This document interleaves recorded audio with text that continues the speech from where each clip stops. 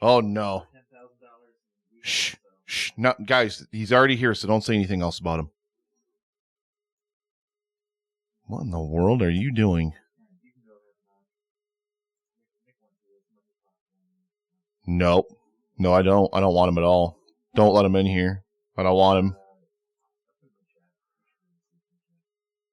Oh, my lord, my lord, my lord. So, Justin, what's up, buddy? What are you chewing on? Plain chicken breast. Plain chicken breast. Why are you eating plain chicken breast? Because I just got done training chest and triceps. So, you can't put some goddamn pepper on a chicken breast? No, there's like a little bit of pepper on there. Danielle cooks this. I don't even make it. So when she makes it, I don't even really pay attention to what she puts on it. It's got flavor. It's juicy, but it's, it's not. Thank you very much, Julio, for your $10 donation for Justin's snacks. No, Julio. Do not donate things to Justin's anything. It's only going to give him some kind of complex or something. Don't do it. Shalom, Daniel. Hello. Hello. You gotta turn me up, son. Oh, yeah, I do gotta turn your microphone up. I do have to turn your microphone up. There we go. I see Paul is a-knocking. Patrick Sherwood, how do you know we haven't? How do we what? Cuddled. You and I. Apparently, Saucy is not available at this time. Oh. Should we just kill him? Take a shower. He said he needed to take a shower for Gerald. Danielle. She can't hear you, but yes, she's back there doing something. Well, I know she can't hear me. I'm just waving to her. Well, sometimes she can actually hear you through my headphones because of how loud you are. So listen here. Listen. I'm just saying. I don't want your shenaniganery or anything like that. And ladies and gentlemen, we are once again. So I think our only return guest, except for people just randomly doing shots every $1,000, which just grew into like insane proportions yesterday. I couldn't tell. Our very own Paul from the Countdown Movie and TV Reviews, my brother. Welcome back. Thank you very much. It's a pleasure to be here. I'm just about to see the Twitch stream should come up and tell me how much money you're at. Astounding. Absolutely astounding. And I knew it was going very, very well when I logged on late last night, my time. So whatever time this afternoon, my time. Yeah. So late last night, your time. And pretty much, I cannot believe, particularly you, Nick, are sitting there looking so fresh because I was going to have some money on you, maybe taking a bit of a powder for a couple of hours, maybe just... fucking don't talk so loud, man. Just don't talk so loud. It looked like it was all going off. You know you're going to crash. Like, as soon as this is over, you're going to sleep for like 2 days, dude. Oh, yeah. Oh, absolutely. Have you got a day off? Yep. I have Monday off. So, I mean, but here's the problem is Dan's flight leaves at, 6 a.m., is it? 6 a.m. Yep. So we got to leave here. I've got to leave here to take him to the airport at like 2:30 in the morning, like tomorrow. And then, it's a roughly 80 to 90 minute drive to the airport, drop off Dan, head back home. So by the time I get back home, it'll be roughly 6 o'clock, 5:30, 6 o'clock. Yep. And then, literally I do have that whole day where I'm just going to like literally crash right out. I've got a lot of stuff to do in terms of pulling segments, in terms of pulling. I got to pull segments from Twitch because I remember I emailed out to all the podcast partners and everything because Whereby has this wonderful feature. You can see the little red dot in the corner of my screen there. Where it's you're 100% falling asleep at the airport, says Julio. I do look fresh as hell. Thank you, Melissa. Melissa gets the gun show for that. Justin told me I have to invite people to the gun show every time. That is correct. And Paul, you missed it last night. Nick was shirtless for like the entire night, pretty much. I heard somewhere in the chat someone wrote that, and I was like, "Yep, makes sense. Let's see. So Sam from Movie Reviews and 20 Qs. I've woken up at 4 a.m. to watch this. Paul, if you announce that you aren't going to release the Prazula cut, I'm going to burn this place down. Well, all right. Well, we'll see what happens at the end of the hour then, Sam. But I will be in touch, mate, because I'm going to talk to you about something. So, yeah. Ooh, you're in trouble, Sam. That's what that means. You're in trouble. I would like to offer up. Preach for reap. I did not schedule a flight at 6 a.m. I scheduled a flight at noon, and then they were like, "Nah, we can only do this flight at 6." I'm like, Yeah. cool. They completely changed it on him, so it's just like whomp whomp. Gerald, yeah, you better be at a rest area, you dick. Thank you very much, Gerald, for being here. But Gerald's on his way home as we speak. Actually, no, he's on his way to me. Is he driving home? Is he? Ew, gross. He said 1 p.m. he'll be in Herndon. So as soon as I'm done with this, I have to drive over and meet him in the sauce in a park. Good. I gave him the Rona, so make sure you hug him tight. And also, thank you so much, Nick, and thank you to Dan last night. I made him promise me he would get a photo of the three of you guys together because you guys are the core of what made the event this year happen. So huge shout out to the three of you. I'm glad that I have that photo now to use for graphics for our branding and for Epic Film guys, to capture the passion you guys put into the event. Yeah, it was good. It was good having him here. He's very, very helpful. We love you, Gerald. Thank you very, very much for being here. But yeah, we kicked him out. So how long's his drive? 9 hours, I think he made it. Yeah. Damn. Which he could have. So here's the thing about Gerald. He got plane tickets. He got plane tickets for free because of like the decrease in travel because of Corona. He ended up getting plane tickets for free, and like he was supposed to just fly in and rent a car, and he was just gonna drive himself to and from with a rental car and whatever. The end. Okay. But basically they ended up changing his flight where he would have had like so many layovers that he could have driven here in the same amount of time as it would have taken him to fly. Okay. So he decided to, instead of flying and spending the money on the rental car, just to spend the money on gas instead. I mean, yeah, I probably still would have flown if it were me. But, you know. I mean, I'm in a specific. I've never driven 9 hours. Where like I hate flying, so I would definitely drive. Ash and I don't care. 8 hours back and forth to see each other at points, so I'm like, I never want to do that again. So flying. Yeah, I don't know. So anyway, at any rate, yes, Melissa, every single segment will be available. Like I said, I was supposed to record everything individually in Whereby, but that requires me to remember with everything I have going on to start and stop the recordings in Whereby, which I never remembered to do. So instead of recording every segment on the hour, I instead have a bunch of segments that I started recording late, and then I have a bunch that are just like giant clusters of several hours of recording all put together. So basically everything that I recorded on Whereby all weekend long, all event long is going to get scrapped, and I'm just going to have to pull them from Twitch and, use Twitch's functions to clip them into their individual segments, and then I'll upload those to YouTube and then pull them down and send them to people as necessary as they need them or want them. So yeah, it is what it is. Definitely. It's just one of those things. Oh God. Yeah. I'm sore. I'm sore-ish, and it's just I haven't been sleeping. It's not even most of it is like our diet, guys, is consisted of beer and beef jerky and margaritas and lasagna. So like that's basically been like the last 4 days in that order, pretty much. Yeah.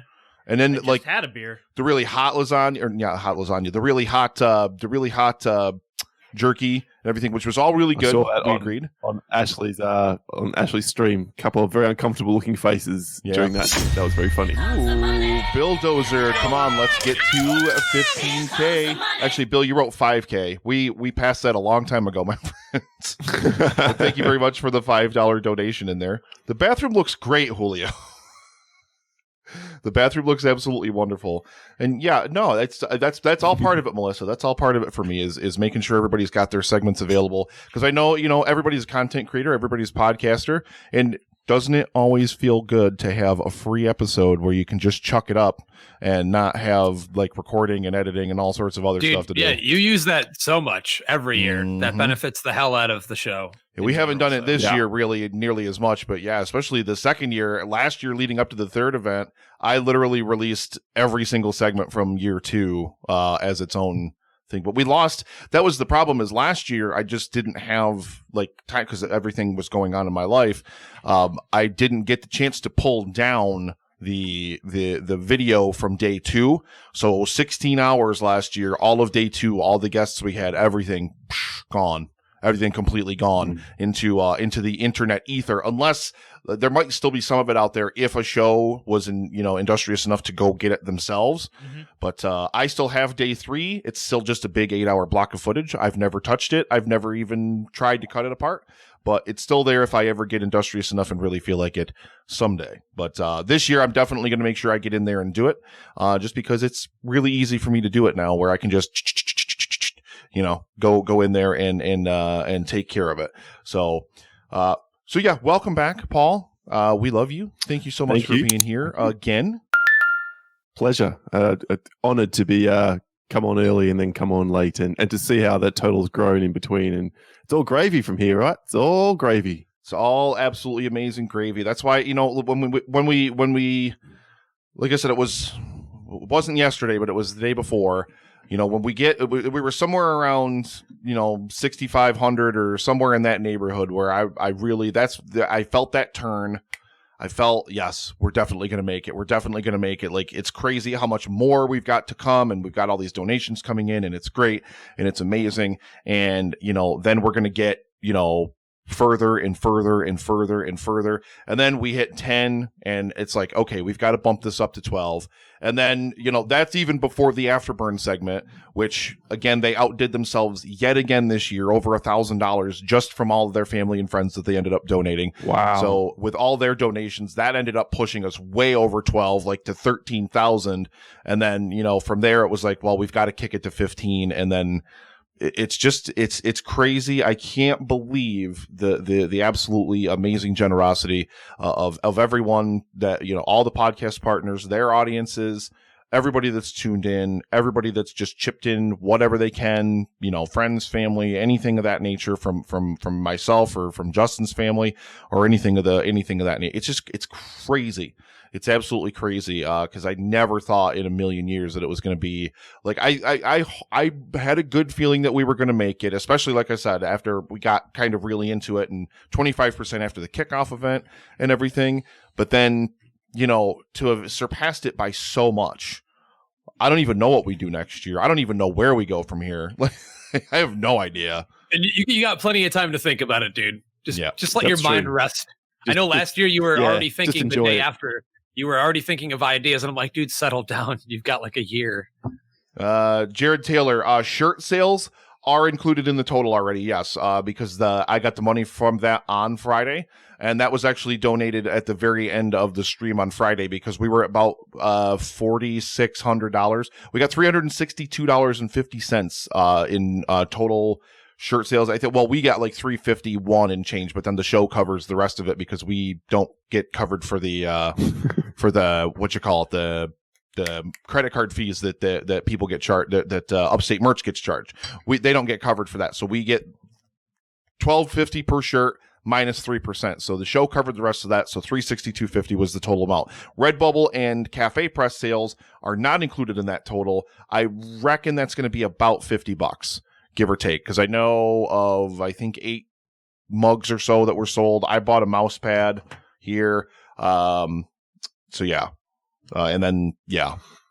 So anyway, all that fun stuff aside, I don't care much about structuring and anything like that anymore, because Ocho Duro's the last guest after Paul, and then we're going into stream games for the rest of the afternoon after that. So if Paul ends up running a little bit long, and then they end up running a little bit over the time, I don't care. It's no big deal. Okay, cool. So good ladies to and know. gentlemen, Paul is here. And Paul does. What do you do on your show? God, I can't even. I don't think I've ever heard it. Honestly, I don't think I've ever listened. But never even heard talk of him, shit. honestly. I think is the primary thing that we do on our podcasts. We do the thing called Go ahead. a countdown. There you go. That was almost going to take my shirt off there, but then I realized, hang on, it's too early in the day for that. No. No, just wait. Right. Just wait till halfway through. We're going to be talking about oozing machismo, baby. Shirts have to come off. see, I think the show is more. Oh man, Chris Yaney just dropping a $169 donation. Hashtag Holy shit, Chris. release reap. All right, Paul. That's like $300. You're making it very hard. Yeah. to say no. Yeah. He donated $100 when he was on Friday morning to the anti-REAP fund, but then Dan immediately doubled down and was like, "No, Paul, here's $200. Release REAP." I wanted to donate for more segments, and then you did that, and I was like, "Well, fuck you guys." Here we go. Yeah, Mario in the bar. #TarpSoft, boys. But I'm pretty sure this is really what the countdown's all about. I sucked a dick last night. That's what the countdown is really pretty really much all about. So we are here. Paul, what are we doing today? Chris? We're doing the top 10 action movies of the 90s. So sort of a heyday of the genre. And I know Justin's excited. I'm excited. Was probably the first topic we agreed upon, actually, Nick, that we would do for the 4 segments. So we've hung on to this one to the end, and it's going to be fun.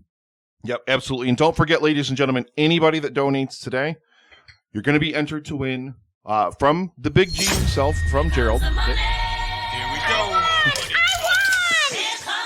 Thank you very much, Sam, for movie reviews in 20 Wow. Qs. $100 donation. Release it now, Paul. And thank you very much for your kind words, Sam. Thank you so much for your kind words. But yes, anyone who donates today will be eligible to win this Amazon Echo Auto. So thank you very much, Gerald, again, for leaving us this gift. Amazon Echo Auto for those of us who are hard of technology? Yeah, I think it's like, if you know what like an Alexa is, like in your home, I think it's just like an Alexa for your car. I have no idea. Oh. That is pretty much it.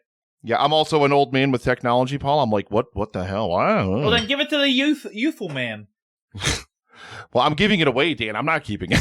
Well, I mean, like, so I can read it so you can understand it, elderly man. Well, I can tell at least enough of what it is. But yeah, so we are talking about the top 10 action movies of the 90s. This was just generally speaking, how was this list for everybody? Was this easy? Was this tough? I mean, we all know Dan's number 1 was very easy for him to come to. But aside from Dan's number 1, how did everybody come to this list? Was it a tough list? Was it an easy list? I'll say it was very easy. It was hard to order, but it was very easy to come with a 10. Okay, so I'm the exact Justin opposite of upset. that. Well, no, I'm saying I thought I had it in my head, and then when I sat down to do it, I'm like, how many Arnold movies can I fit into this thing? But no, for real. I mean, like, you don't realize before you kind of look through your collection, and then you look at other lists, and you realize like how many great action movies came out in the 90s. It was like the last heyday, in my opinion, last great decade of action movies as a whole. So definitely difficult for me to put 10 on one list. I have 10 honorable mentions, so I had to prune a lot of stuff out. So it was a little tougher for me to make room in the bottom half of my list. More so because it was like a lot of stuff I pruned off into the honorable mentions was like, okay, well this, it's on a different day. If I'm making the list on a different day, I probably would have swapped in something else. At least in the bottom 5 or so. Once you get to the top 5, those are pretty much very hard set. So it is what it is. Daniel. Our intrepid executive producer, whose work here again is invaluable. I love you, Dan. Thank you so much for being here again on site for the event. But that's the I'm going to squeeze your dick later groping motion. You're number 10. We'll kick it off with you. All right. This one is actually near and dear to me. I don't know how other people feel about this, but this is Small Soldiers. I own the videotape to this, and I watched this constantly as a child. Let me tell you something. You shouldn't be watching it as a kid, ever. That features action figures shooting nails, micro saw blades, like weapons. But it's a dumb, fun movie. I rewatched it as an adult. I'm like, oh yeah, this kind of holds up. Like, it's still good, but it's not like, oh my god, this is amazing. But like, if you're unfamiliar, Small Soldiers is basically about like these action figures that have chips installed in them that make them like behave like AI.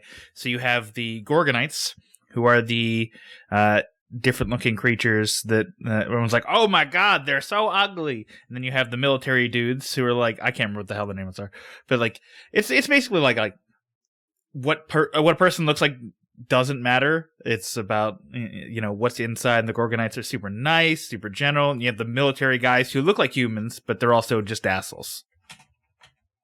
Also features action figures trying to kill people.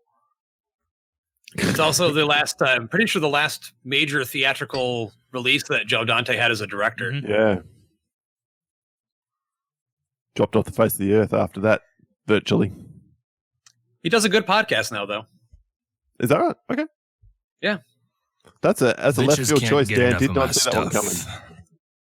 coming. Well, like I said, My thoughts. I saw it a Here in ton spirit. as a kid. So, Fair enough. Nostalgia. and that's why it's Coming 10. from the young man of the podcast. Yes, Okay. and that's why it's number 10.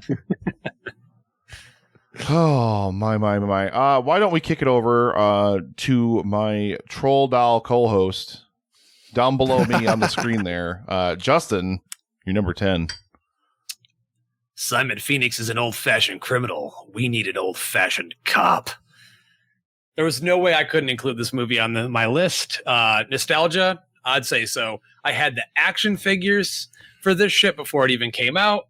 It was one of the first R-rated movies that I saw in the theater. I'm a gigantic Stallone fan. The chemistry that Wesley Snipes has with Sylvester Stallone in this movie is impeccable.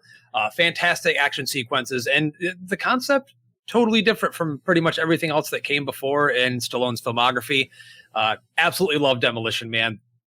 Love it. I mean, come on. You can't have a conversation about 90s action movies without those seashells being mentioned at least once. So that's my number 10, Demolition Man.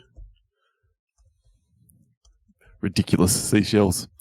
Yeah, okay. Demolition Man. I guess you almost look like you're rocking the Wesley Snipes haircut at the moment there, Justin. Listen, I mean, if you can't get a haircut and you have your wife and your kid that like to dye and cut things, let them do whatever the hell they want. He looks like a fucking troll doll. Look at that fucking troll doll. Who's the human fucking troll doll in here, huh? Who the fuck is that? Oh, my Lord in heaven. I believe I will go next. That way we will save the beautiful, vivacious, delicious Paul for last. Yeah, baby. My number 10, and I had to put this on here, so I was really battling for the 10 spot, but I love this franchise so much, and I love the action in this franchise so much, including in this fourth installment, so Lethal Weapon motherfucking 4, baby. Absolutely loves, like, say what you will about it, as, you know, like, some people probably don't like it, like, as much as, like, 1 or 2 or whatever. It's way better than 3. Way better than 3. But the action scenes, 3. like, tell me that the action sequences in Lethal Weapon 4 are not absolutely amazing, because you're wrong and you're a liar.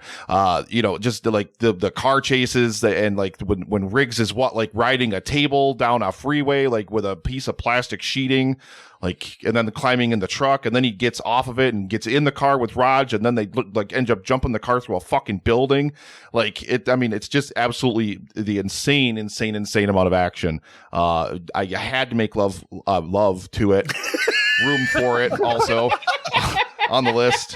Guys, words are hard for me nowadays. There was no way you weren't going to include a Lethal Weapon movie on here. If it's during that decade, it's going to make it on the list. Absolutely. Like I said, I love the franchise too much. And Paul and I, once upon a time, way back, I think in 2016, we talked about the Lethal Weapon franchise on the Epic Film Guys podcast. So go back in the annals of EFG and tune into that. But that is it. My number 10, Lethal Weapon 4.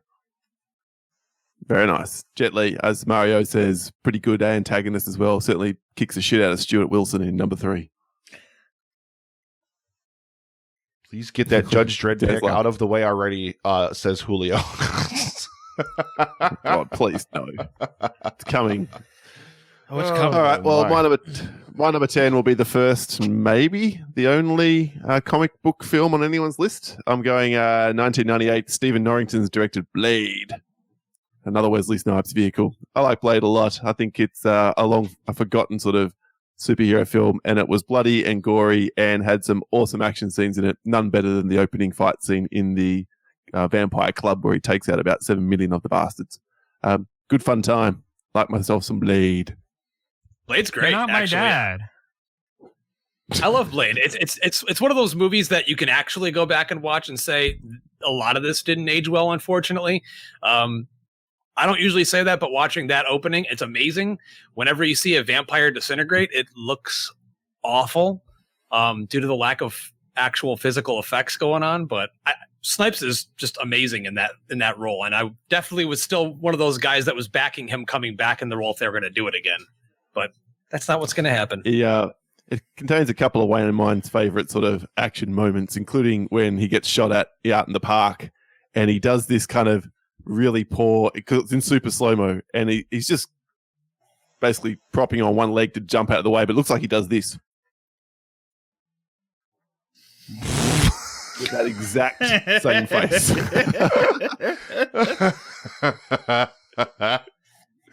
Oh my lord. Oh my lord. Paul's number 10, Blade, honorable mention for me, did not make my list. Daniel. Oh, sure. Gentlemen, welcome to The Rock. I came to this relatively late, as in like 2 years ago. But it's dumb, it's fun, it's Nick Cage and Ed Harris and Sean Connery, and like you can't beat that shit. It's just stupid fun. Michael Biehn. Yeah, it's one of Michael Bay's best movies, hands down, for sure. Well, there is another little film called Armageddon that shouldn't really be ignored in this discussion. Yes, it should. Nick, come on, man. This is where you weigh in and support me. I'm sorry, I couldn't hear anything there. The audio cut out for me for a second. What'd you say? I said Armageddon. We shouldn't overlook Armageddon in the best Michael Bay film discussion. Yeah, see, I had to make room for one Michael Bay movie in my list, and The Rock was not it. Although I do love The Rock. The Rock is so goddamn good. It's good. Honorable mention for me. That movie you're talking about is ruined for me and Ashley. I won't explain why. Ooh, okay. So on to Justin then. Mysterious. There's a bomb on the bus. Come on, dude.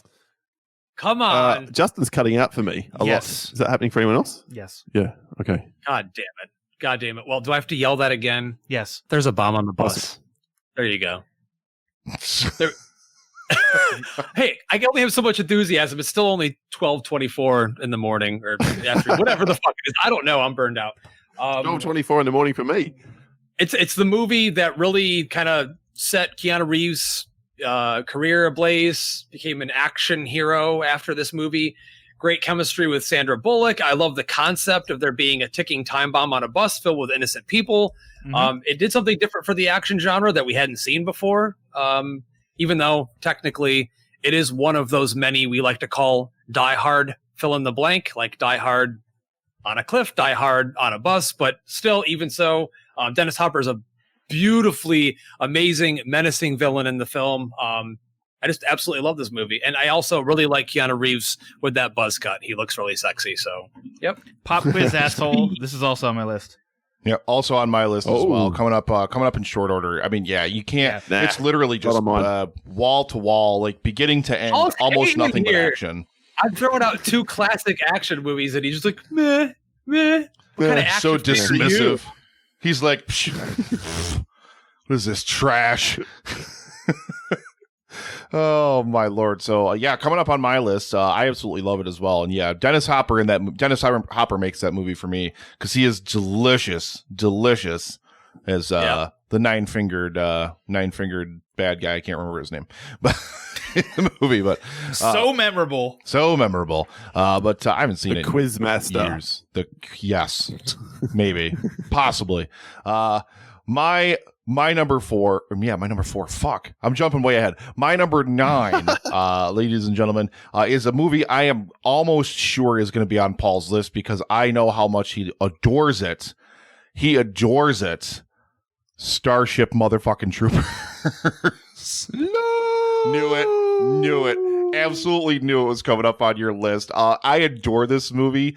The action is absolutely amazing. I love the effects work in this film. It is great. And I mean, just like Verhoeven's amazing satire, like it is just fucking great. Like I love it. Like I especially like all the fake news propaganda stuff. Like the news propaganda stuff I think is some of my favorite stuff in the movie. But oh my god, what a great, yeah, exactly, Drew. You want to live forever? Yeah. Oh man, I love it. So good. Would you like to know more? Yes. You also missed out on the great gore and the effects for its time. Yes, yeah, the gore, yeah. Still to be honest, 20 years later, still kind of hold up as well from Starship It definitely Troopers. Like, some of it's not great, but some of that stuff where they're being speared through and picked up and torn asunder, and it looks fucking amazing. Oh, yeah. So, yeah, exactly, Jared. I'm doing my part. Yep. I love that movie. I like I said, I know Paul loves it, so I had to believe it was coming up on his list somewhere further up. But yeah, my number 9 is Starship Troopers. 100% agree, by the way. Drew, the sequels are terrible. So, yeah, it's just the first one, and that's it. You want to live forever. Nice. Did Paul come back today to say he was wrong about Fifth Element? No. Brad. It'll be a cold day in hell, my friend. Okay, my number 9 is my first Nicolas Cage film, but not my last. My number 9 is John Woo's Face Off. He's going to take his face off. Definitely showing up on my list here in short order. I don't think anyone can do a top 10 90s action movies list without at least considering this movie. It is so fucking delicious, man. Come on. Yeah. It's the two of them playing each other is just brilliant fun. And then John Woo's action set pieces being as over the top as they are, generally speaking, with random birds and doves flying across the camera for good measure. Just brilliant. Stupid, amazingly awesome fun. None of it makes any sense. Like, how the fuck are they exactly the same height as each other? How the fuck does John Travolta's wife not realize that the dick is not the same when they bang? Like, it's just things like that. That's the age-old question. Does she not look at the dude's junk before it goes in? Yeah. But you can put all that to one side because it is so much fun, and that's why it's number 9 on my list. Very nice. I want to see this extended edition of Face Off now, where we get to see Travolta and Cage both hang rope, so that way we can, get the dick changing in there as well. But Daniel, numero 8. This is where I have Speed. Speed. Ooh, okay. Love it. Julio is very upset. Oh, Julio says Face Off is his number 1. Wow. So. Hey. A lot of people are big John Woo fans. I mean, John Woo has still to this day some of the best action movies under his belt. So, totally get it. 100% agree. So, Justin, then over to you. See you at the party, Richter. I feel bad putting it just so low on my list, or so high, however you want to word it. I don't care. It's at number 8, but it's Paul Verhoeven's Total Recall. It's low. Whatever, low, however you want to say it, like I said, but it's got to be on here. He's going to spank you with the belt now. The 90s with a huge explosion. It's one of Arnold's best action movies, and it's the only time he and Paul Verhoeven joined forces and made a movie together, and I'm so happy that they did. So quotable. It's one of Arnold's best performances, I in my opinion, I think, of any of his action movies. And much like I said about Demolition Man and Speed, it did something totally different in the action genre and science fiction genre.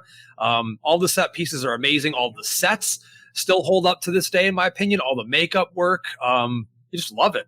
And I love how, as a regular action motion picture during that time frame for Arnold Schwarzenegger, it left the audience kind of not really knowing what they're supposed to think at the end.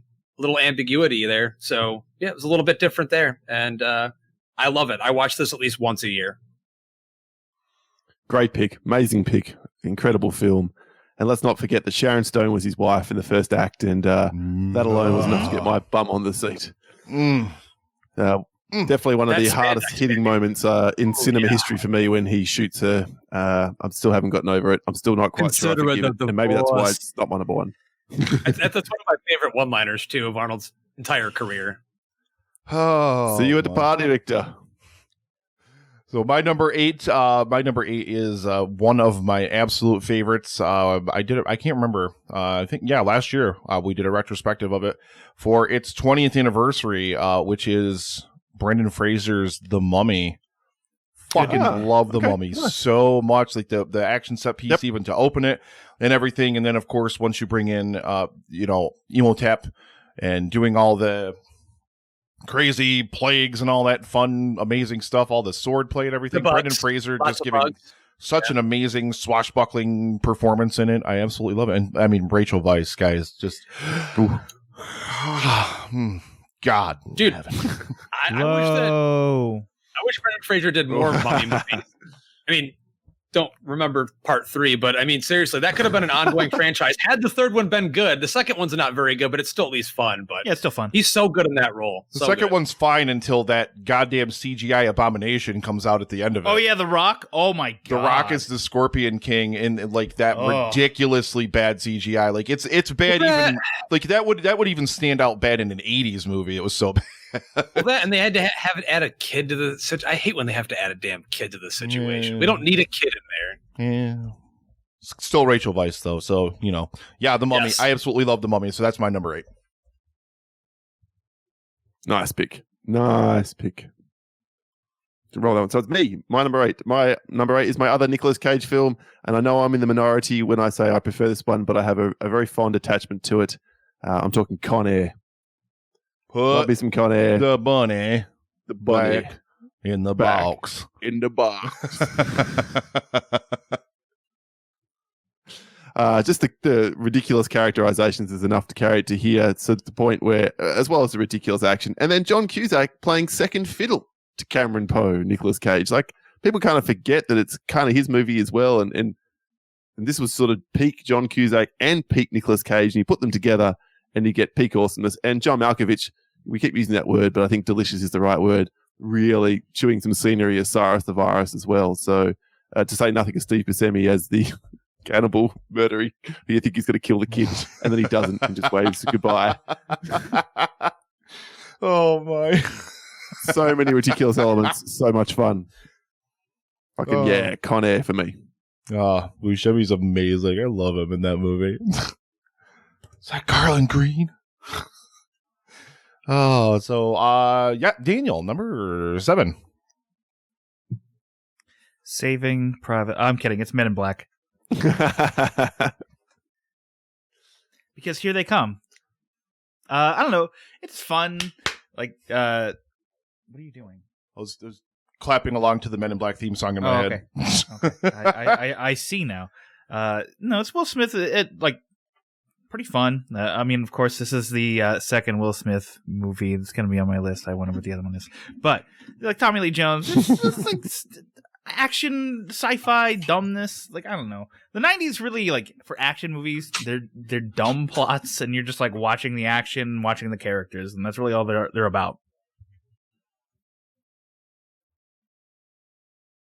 Yep, memorable. Certainly memorable. I guess some of how I ordered my list was what's got more action in it, and so some things dropped a little lower than you might otherwise have thought. So for me, Men in Black's definitely more a sci-fi first, but it has less action than, say, a Starship Troopers or a Total Recall, but totally get it. Good pick. I didn't even remember it came out. What? I don't even remember it anymore. I don't even remember anything about it. Oh, and that's not even to say, Vinny D'Onofrio, you want to talk about delicious. Holy fuck.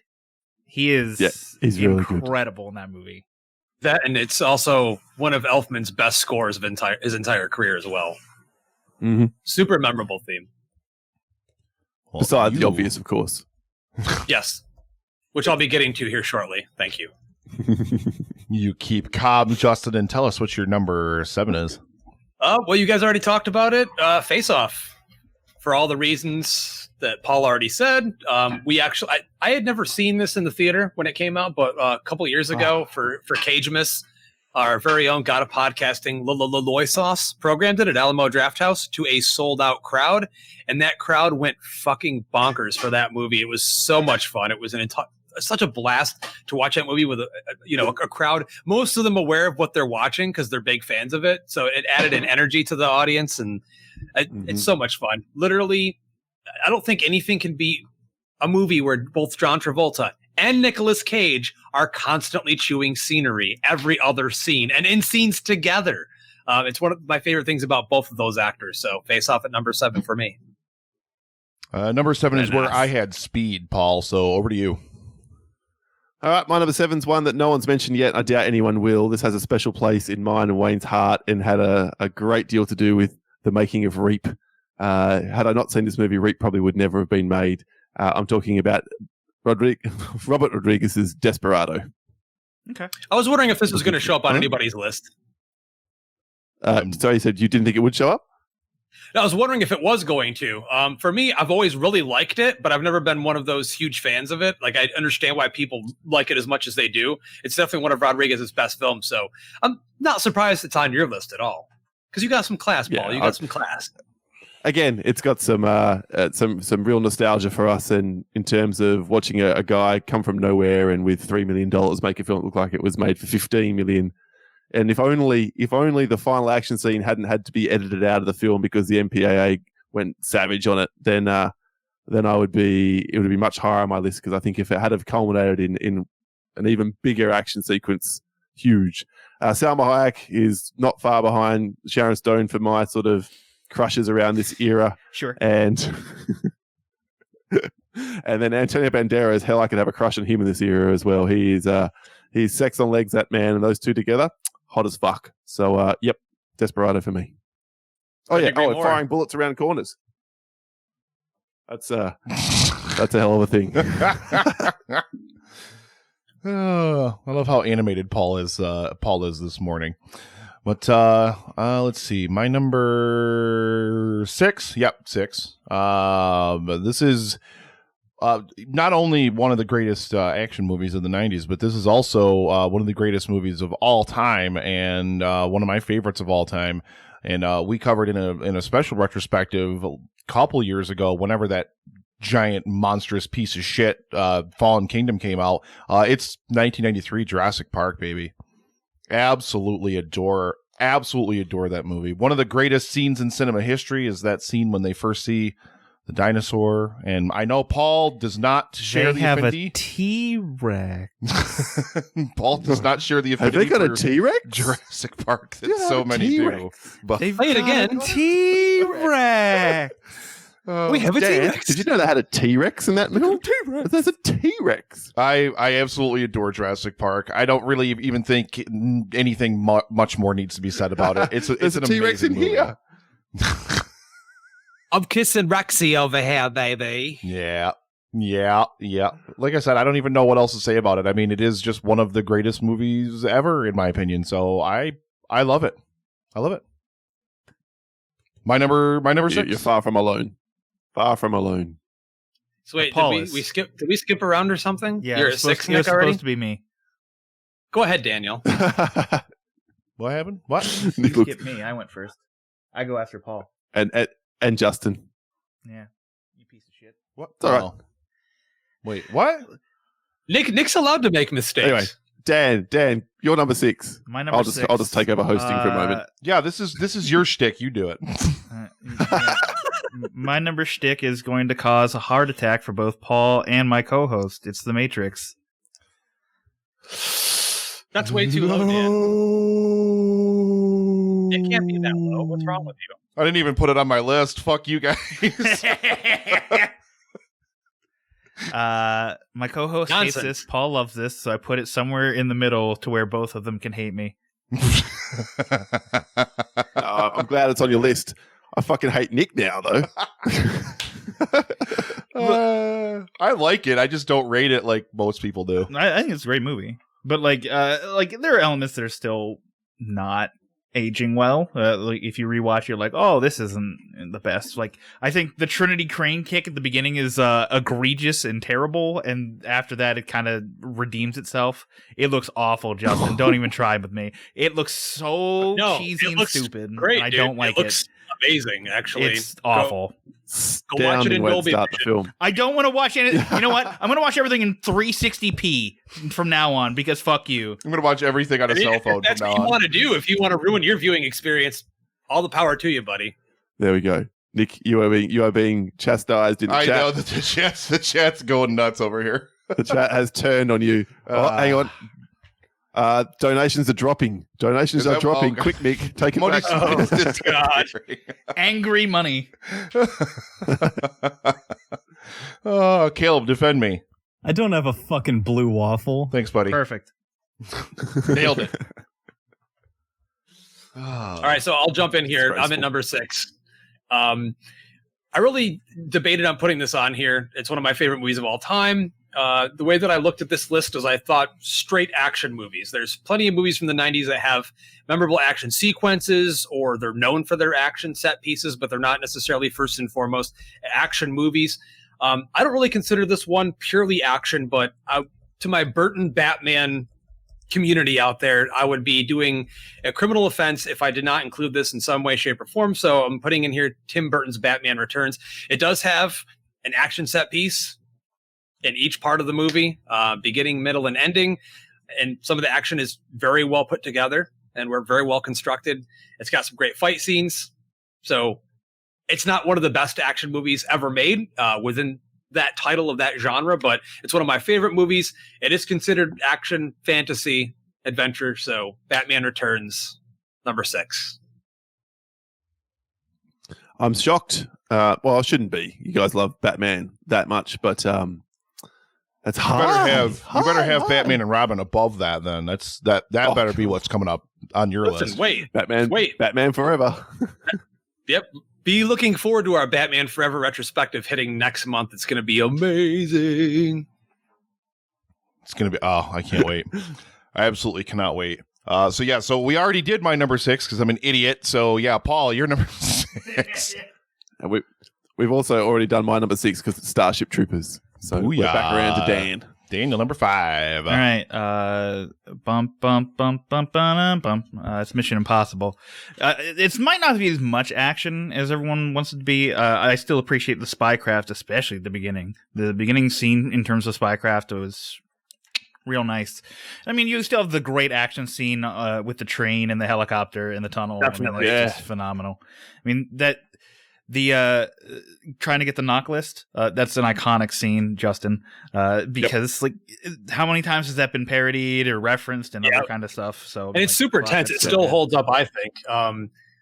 Props on that pick because I really heavily debated on putting it in here. It definitely qualifies, and it's Brian De Palma's last good movie that he made, and I'm a huge De Palma fan, so it's Paul, near and dear to my heart. Weigh in. Yeah, I love Mission Impossible. Probably not enough action to make my list. Oh, De Palma. Sorry, I'm sorry. Well, Justin, I interrupted you. Yeah, sorry. Back to you, Justin.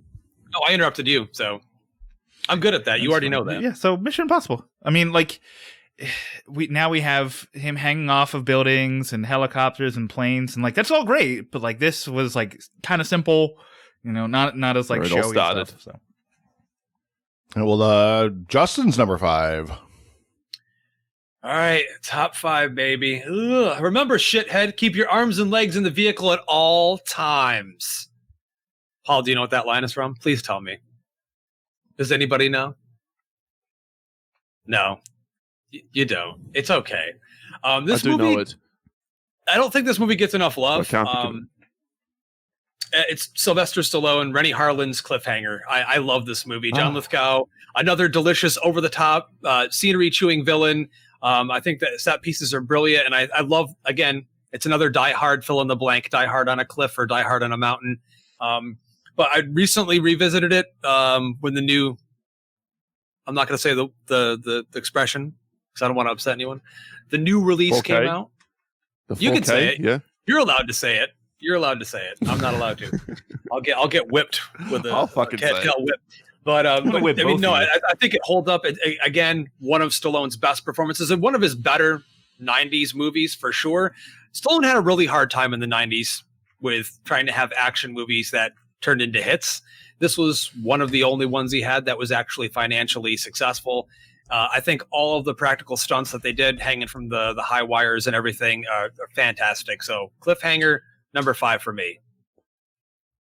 All right. Now, I'm not going to go out of order this time, so I'm going to fall right in line. My number 5 is where I decided to chuck my Michael Bay pick, and I know I'm going to get some love from Paul on this one because, Paul, get off the nuclear warhead. It's goddamn Armageddon, baby. Yeah. So that's awesome. Dan stands out of here. See, I knew you liked this movie, but I didn't know you liked it this much. I fucking love Armageddon. Armageddon is so good. It's just, I mean, Steve Buscemi with a hilarious performance. All the action set pieces, all the action stuff is just absolutely amazing. And it is a really, it does have a really good sense of tension to it, man. Michael Bay could direct the shit out of an action movie in the 90s. So, this one, it is a great, great movie. I'm going to get some hate over in the chat, or maybe some love, depending. I don't know. All right, Julio. Don't want to close my eyes. There you go. Yeah, Armageddon, baby. Number 5 for me. Great call. Turd again. No, come on. Armageddon has a Criterion disc release. That's how great. It's been recognized as one of the all-time greats of cinema, Dan. All-time By who? greats. By the Criterion Collection, people. Oh, well then I'm canceling all Criterion orders that I have it in right now, because fuck that. Oh, my Lord. Very nice. Paulie, you're number 5. All right. My number 5 has also been mentioned. It's Total Recall. Also my... so much I love this that's film. my number 4, actually. Oh. We're just going to skip me for my number 4. Just All to right. get it over with. So right over to Justin. Oh, all right. Well, Nick, I already if this movie's not showed up on your list, I will be outright shocked, and I will leave the podcast forever. True Lies. You're fired from the show. Yeah. Get out. Come on, dude. Get the Come fuck on. out. So goddamn low. Only number 4. Are you fucking kidding me? Listen. Wait till you hear my other picks. No. No. Jeez. No. Here's the thing. No. True Lies. No. The next few movies that I'm going to discuss are movies that really changed the face of the genre, that really, put a bullet hole in there, an indent, if you will. True Lies is just a solid spy action adventure. That's what it is, and it does it perfectly. And the action set pieces, you can't beat a Cameron action set piece. It's literally like no matter what you do, no matter how bad the movie is or whether you like Cameron or not, you just can't deny the ability of James Cameron when it comes to action. So great one-liners, great comedy relief, and one of my favorite Jamie Lee Curtis performances of all time. I love True Lies. So my number 4. I gotta get the classic Paul Prezula. Here we go. Stand in front of the microphone, you fucking cunt! That's not even on my list. I don't like True Lies. It's like whatever. So goddamn low. Here Dan gets to yell low at me because my number 4 is going to come up on Dan's list later. It's Independence Day. I'm gonna fly a spaceship into your ass. Hello, Nick. I'm back. Tell my bubby Lord. I love her very much. No, false, Sam. The middle part of True Lies is the best part because it's all the funny bits with Bill Paxton. Independence Day. I mean, Dan's going to talk about it a lot more later, and I'm going to let him do it because he'll do it better. So that's my number 4. On to you, Paul. Well, my number 4, I'm right there in lockstep with Justin, who nailed it perfectly. True Lies is an incredible action film. Get the fuck out of here, you Dan sons of bitches. God damn it. You and Dan should be getting into a wrestle or some shit. It's not even on Dan's list. We're getting into a cuddle in about 3 hours. It's in my top 5. It's in Paul's top 5. Give me a break. Yes. Nope. Yeah, come on. Nope. That's very happy with that placement. I think it's the right place. I'm sure Justin agrees. It's somewhere between your 100%. ridiculousness and Dan's utter. There's no words. There's no words for what Dan is at this point about this film. He's beautiful. So, number 4. Top 3s, gents. Top 3s. Daniel, what you got? Dun dun dun dun dun dun dun dun dun dun. It's Terminator 2. I like it. Coming up. Yep, 100%. Justin's doing like a half shake, half nod. He's like, and I'm like, what does Justin actually feel about this pick? No, I'm glad that it's where it is on your list, that you included it. I'm very, why not? Me too. I mean, Me too. it's anyone that listens to the show, anyone that knows me already knows where it is on my fucking list. There's, I mean, I watched. Just show him the arm. Oh well, yeah, the Terminator arm. Yeah. I mean, I only watched it for the first time. Last year, whenever it was re-released in theaters with a 3D cut, and I was like, "Holy fuck, this is pretty great." Don't feel bad. Loisos himself had not seen it, and he wanted to wait till he could see it on the big screen. So when they did the 3D version, I took him to see it. Yes, I held his hand in the movie. I bought him popcorn. He got a drink and everything when he, but he enjoyed it. He wanted to watch, and so he was late to the game as well. I totally get that. But you're appreciating it, and you have it on your list, so that's all that matters. All right. Well, number 3 for Dan. Number 3, Justin. Had a really hard time. This part of my list, there was literally like 4 or 5 movies that I wanted to put here. Most people don't consider this an action movie, but much like my pick, Batman Returns, it has quite a few action set pieces within, and lots of people get killed with guns in it. It's highly stylized. It was very influential to the films that came after it. I'm talking about Alex Proyas' The Crow. Wow. Paul, thank you very much for the $50 donation. But guys, he said he's holding back the release of Reap to spare us all from pain. I don't think he understands exactly how much we'll enjoy it. I mean, really. He might not like the ways in which we enjoy it, but we will all have the best fucking time ever. We're almost there. We're almost there. 15,000. I'm $71 until we hit 15,000. But yeah, so yep, that was it. No, totally cool, man. Donations are above and beyond the most important thing right now. But yeah, I had to put it on my list. It's one of my favorite movies ever. All of the action in it is fantastic. It's got a gripping, emotional story to it. One of the best performances, I think, in any comic book movie ever. Brandon Lee is just a genius in that film, and what he brings to the table it's so depressing watching it every single time, because I'm like, this guy could have done so much more after this. This was his breakout role, and we all know what happened after that. But so for me, it's The Crow. Can't rain all the time, baby. Tragedy. I don't think I've ever seen it. I haven't either. But it is like the whole Brandon Lee saga is just terrible. Yeah.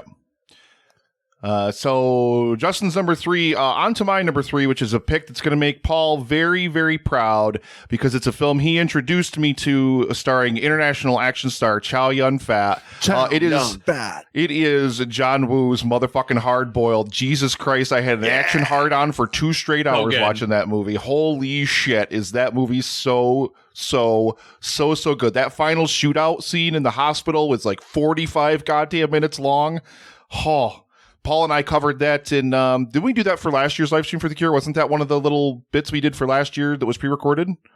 You guys definitely did it, because I saw it pop up on a list recently. It was released for EFG Nick and I. Or EFG Nick and I, one of those two. It was one of those things. It was one of those things. Thank you very much, Julio, for a $50 donation. He said Reap is his number 1, by the way. Reap is number 1. $21, ladies and gentlemen. $21 away from $15,000. But I had to put it on here because, like I said, Paul introduced me to it. After I saw it, I mean, legitimately, it is so good. It is such an amazing action powerhouse of a film. That's why I left Face Off of this, because I was like, if I'm going to put John Woo on the list, I'm going to put the right John Woo on the list. So there it is. My number 3. Fair enough. Very good choice. Does that mean it's me for my number 3? It's you, baby. Well, my number 3 is Hard Boiled. I have no qualms about having 2 John Woo on my list. So we are right in sync there. Yeah. If you've never seen Hard Boiled, find it. Please seek it out if you're at all interested. Oh my God! Don't, however, find the dubbed version, because I watched the dubbed version, and it's that kind of cartoonish, over the top dub. It's ridiculous. It adds a subtle layer of it's the only copy I found. I could not find it anywhere else. Okay, fair enough. I was gonna say you never, and I didn't know it was ever dubbed. watch subtitled Asian movies ever. Yeah, I would only. No, they should watch subtitled Asian movies. They shouldn't watch dubbed Asian movies. I mean dubbed. I meant dubbed. Yeah. I could not find, and I didn't know that until I went to watch it, and it was like I already had it, and it was like, oh, okay, I guess this, and it just adds an unintentional layer of hilariousness to the film, especially for the detective character. The bad guy. Yeah, the main bad guy. I can't remember the name of him right now, but holy shit, because he's like irrelevant, so over the top. Good. Thank you, Paul. Right and simpatico, baby. Daniel, numero dos. This is where I put The Mummy, because The Mummy is like one of those special movies that I watch with my family all the time. I mean, oh, hi. I mean, like, it's stupid fun. Like, Brendan Fraser is like, I don't know if he's been better really than this movie. Like, I don't he's so think so. charismatic. No. Like, He's amazing perfect. in this. and the effects, like, even for 1999, they're not bad. Like, there's some like questionable stuff, but like for 1999, you're like, oh yeah, I like it. Yeah, especially a lot of it still holds up. I think a lot of the CG, a lot of the attention to detail, especially with the bugs, all the sequences with the bugs, they still look very well nuanced in the shadows and everything. It's very, very well done. I think. Here we go.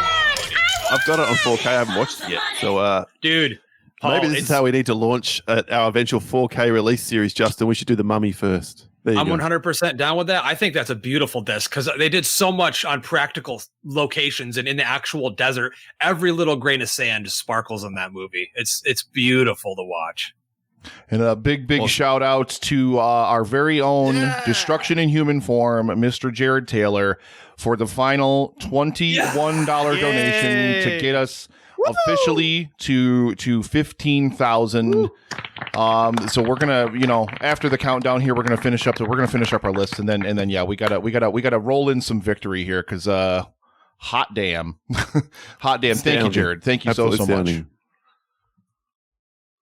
Perfect. Just perfect.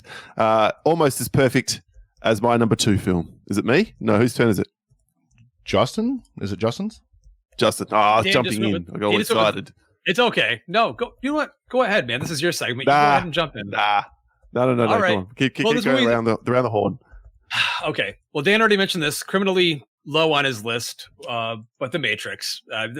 It changed the way action movies looked after it. It revolutionized martial arts being in action movies where it wasn't really as popular at the time. And I loved all the slow-mo stuff in it. I love the guns. Keanu Reeves is, up until this point, he was still considered fairly wooden, and I found that they found the right role for him. Mm-hmm. John Wick even more so now, but he's fine as a Neo. He's very cold, calculated, but he doesn't have to have much charisma. He just shoots guns really, really cool and looks cool in the costume. Show me. Yeah, that's a great pick. Dan could just do Morpheus for the rest of the night, or Neo in this case. They're the same. I have the same voice to them. Okay, maybe it's just my voice. Maybe you should do their quotes in George Lucas' voice. Oh, fuck it! Just give me some more guns. Here, fuck it, just give me some guns in there. Oh, fuck it, he's beginning to believe. Oh, my Lord. Oh, I love it so much. That is Daniel's number 2. No, Justin's that was number 2. my number that was my 2. number 6, Sorry, bitch. Sorry, hang on.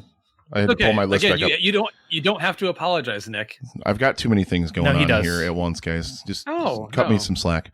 But anyway, my number 2, this is where I stuck Terminator 2 Judgment Day. Hey. I love this film. Yeah.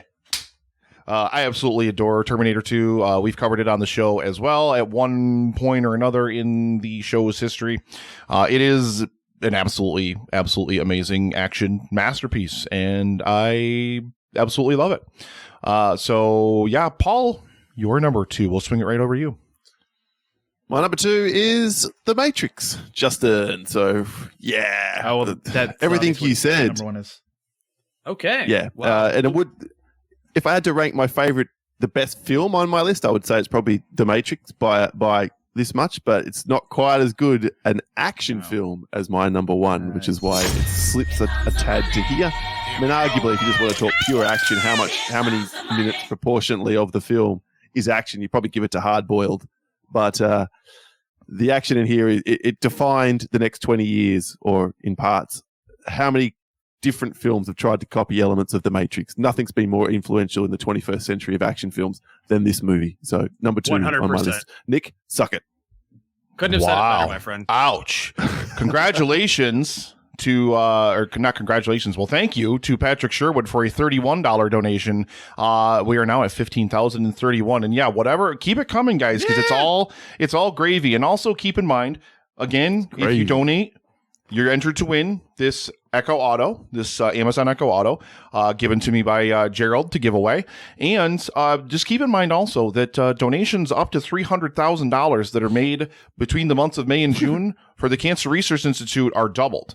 So, I mean, if everything that we have made gets doubled, then we stand the chance of making, say, I don't know, $30,000 at this point. Well, some of it was earlier donations, so maybe like 28 or 29, whatever.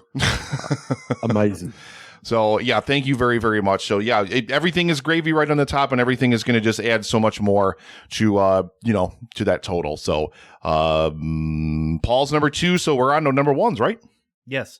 That's I right, want to man. also say, if someone wants to donate $284,969 right now, that'd be great. Yes, I did the math. I'm not sure we would bother with a live stream for the Cure 5 then. No, You ain't going to beat no, we can take a break for a few years. Oh my. So as Paul does on his show, I'm going to do a recap of my 10 into my number 1.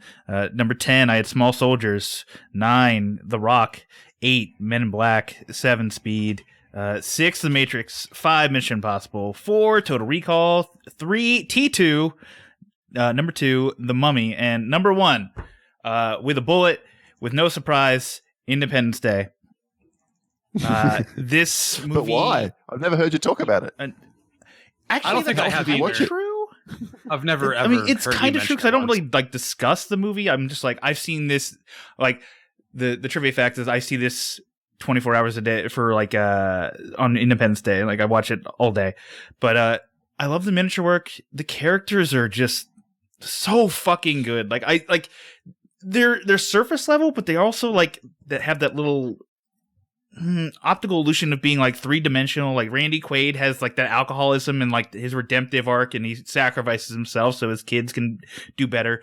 Will Smith is probably 2-dimensional, but he still has like, I want to fly. Like I'm a pilot and I want to go into space. And you see him get rejected from the space program for at the beginning of the movie, and then he gets to see him fly in space, and you're like, cool, he hit his character arc.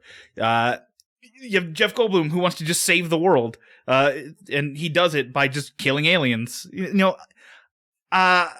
It's kind of dumb, and like I recognize that, but like I just love it so much. I love you. It's a great pick, man. It's a great pick.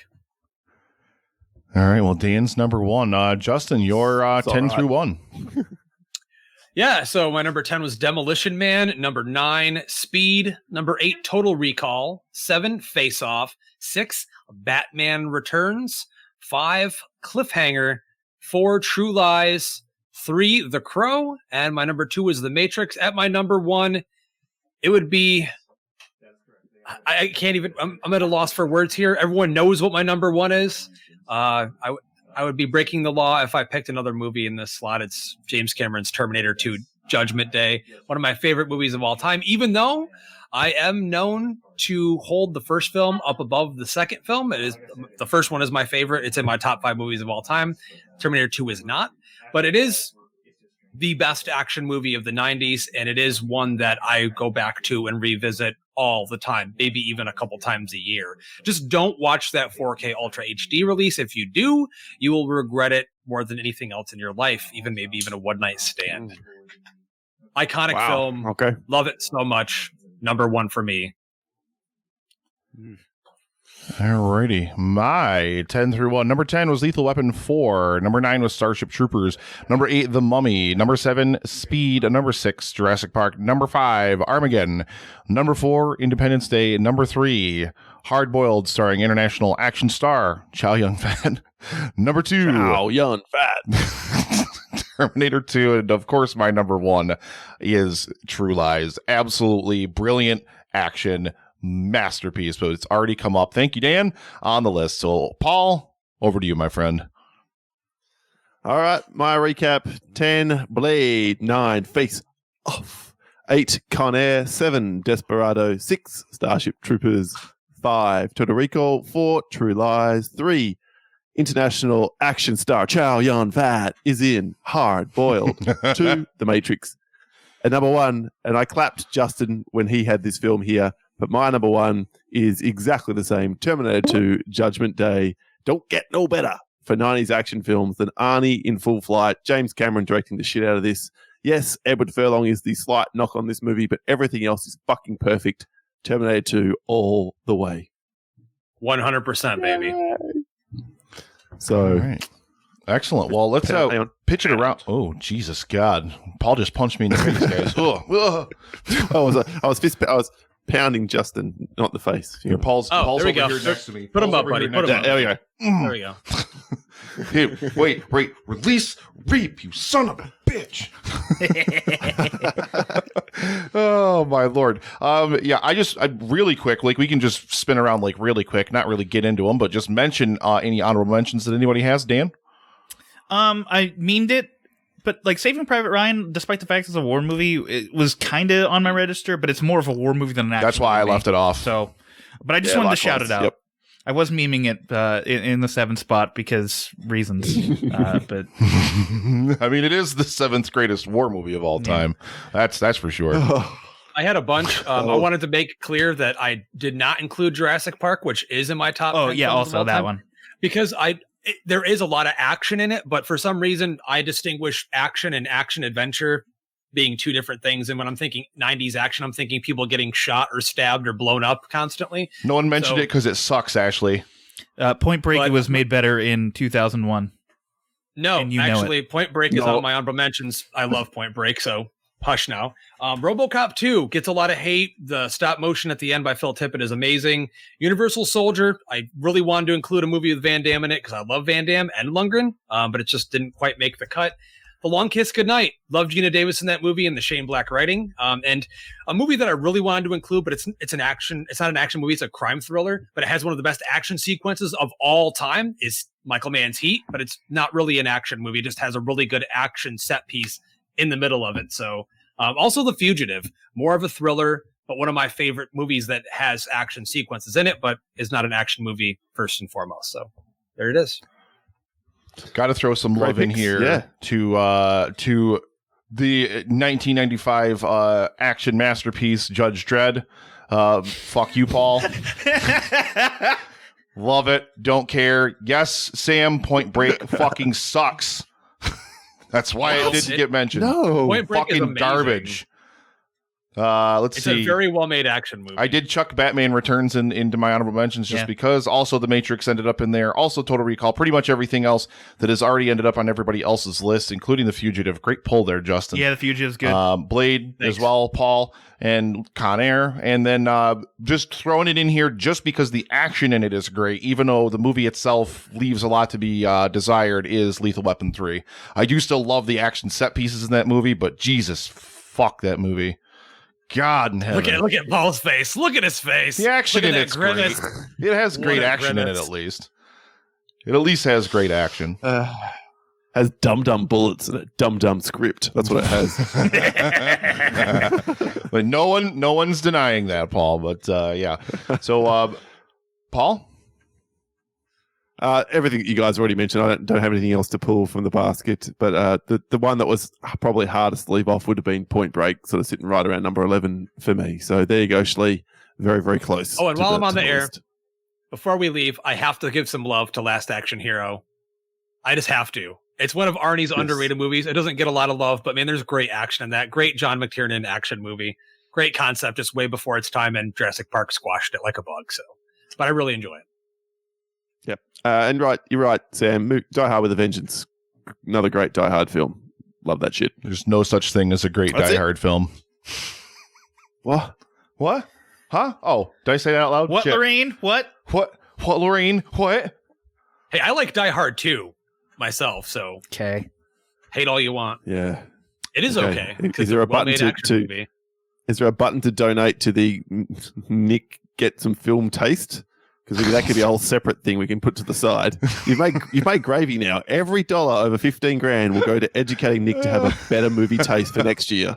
Ashley's going to watch Point Break just to spite me and Dan. Look, I'm sure it's great, but it's not Fast and Furious. It's not great. Oh. It sucks. You're a horrible person putting Ashley through those films. Am I? Horrible person. Should just skip straight to Fast 5 and started from there, and it'd be all fine. I mean, I'm a horrible person for putting her to the Star Wars movies, so. Oh my lord. Well, Paul, my brother, down in Perth, love recording with you. Love sitting down to talk movies with you. Literally anytime. It's always an absolute likewise, treat. my friend. As if anybody out there doesn't know, which if you don't, you should.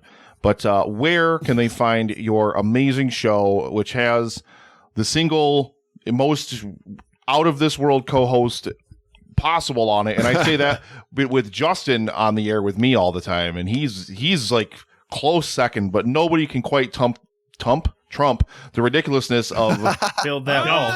I sucked a dick last night. I mean, that it's just, guys, it's that's what you absurd. get. So where can they find you out there on the web? Search for the Countdown Movie TV Reviews. You will find us. This week, I can promise you, Wayne doing 70s films. Holy shit. If you ever want to get on board and hear that ridiculousness that you've just alluded to, Nick, then this is the week. There was a lot of me having to restrain myself. It's almost every week is just Paul just getting progressively angrier and Wayne just progressively giving less fucks. So I mean, and that's a trend that's just tracked over the years of the show as well. So it's an amazing list, and it's absolutely one of my favorite podcasts to spin.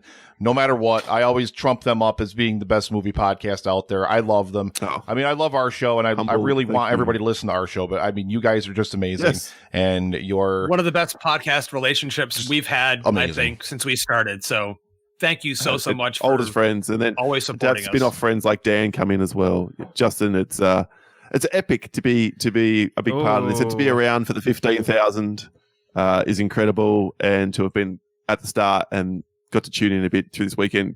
Hats off to all of you. It's just incredible what you've done here over this weekend. You should be beyond proud, and you all deserve a big long rest. You've had plenty to beer, so you don't need to have any more of that. But a big long I need rest, more. and you could. Paul, since I have you, and Brentley just reminded me, remember, Brentley is a friend to Epic Film Guys and Netflix and Swill. Just Yes, I remember. go. Sorry, And I did want to drop some love Really? over Oh, here. A friend of huge the shout out.